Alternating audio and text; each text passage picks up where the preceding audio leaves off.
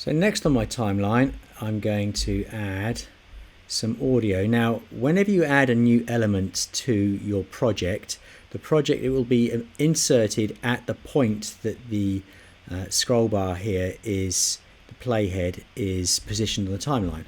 So I'll show you what I mean. If I click on audio here, we might decide we want some music here. We can search for mood. So let's just look at let's say a peaceful, calm piano. You can preview it. That seems like the kind of pace I want for the start of my video. So I'm just going to click on the plus sign, and it jumps straight in at where the playhead is. So I'm going to roll this back to the beginning, and I'm going to use that. I'm going to slide that all the way up. Maybe I'll start it a couple of seconds in, and I'm going to use the split function to make it sure it ends at the end. Split the clip, delete that, and we should have some options over here. Click on basic.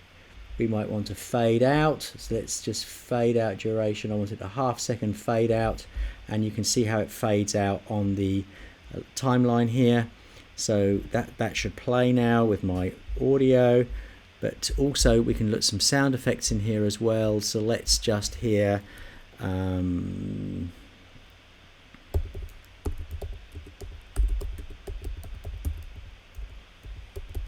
let's see if we can hear a buzzing helicopter sound, just because it's a drone shot. Buzzing noise helicopter. Right, so I'm just going to put my helicopter sound in here. Going to click add to the timeline, and it's added it down the bottom here. Maybe I will just have a short little bit of helicopter noise just for effect, and I'm going to use a fade in for half a second and a fade out for half a second. And then we've now added to our timeline. Let's close this. To make sure we can see our timeline in more detail, we can use that dividing line there and scroll up to make the monitor smaller so we can see our timeline. Don't forget, if you need more detail, you can zoom in and out. But that's my project so far, with a text layer, the main video layer, and some audio. Next, we're going to do picture in picture.